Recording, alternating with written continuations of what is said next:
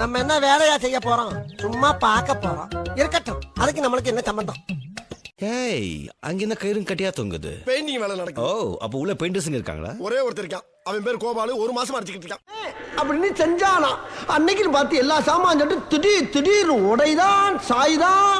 அப்பொழுது கோபாலு 4:30 எஸ்கேப் ஆயிடுவானா. ஏன் மாப்பிள்ள இவ்வளவு பயம் உள்ளவன் ஏன் தனியா வேலைக்கு? மாப்பிள்ளைய காணா? மாப்பிள்ள மாப்பிள்ள மாப்பு பச்சுட்டாடா ஆப்பு. என்ன தனியா விட்டு போயிட்டானே, நான் எப்படி வெளியே போவேன்?